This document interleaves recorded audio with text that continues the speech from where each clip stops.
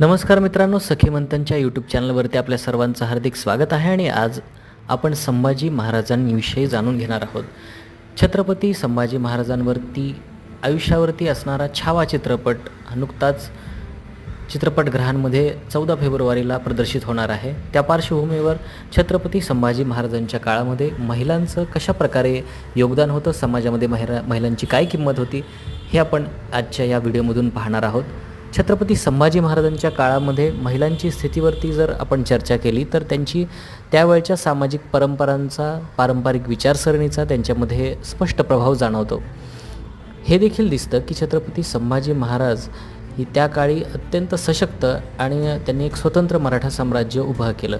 यावेळी महिलांना कुटुंबाच्या चौकटीमध्येच मुख्यतः मर्यादित ठेवलं जात असे।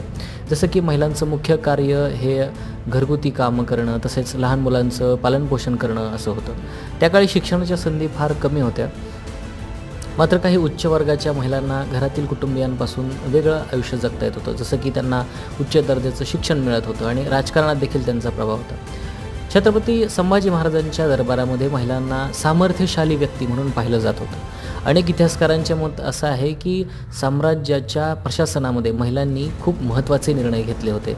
त्यांचा आवाज आणि अधिकारी जर मर्यादित असला तरी राजघराण्याच्या महिलांना एक प्रकारे सामाजिक प्रतिष्ठान होते। छत्रपती संभाजी महाराजांच्या काळामध्ये महिलांना आपले कर्तव्य पार पाडण्याबाबत, धर्मवचनाचे पालन करण्याबाबत आणि राज्याच्या कर्तव्यामध्ये सहकार्य करण्यासाठी अत्यंत महत्त्वाच्या जबाबदाऱ्या त्यांना दिल्या जात असे।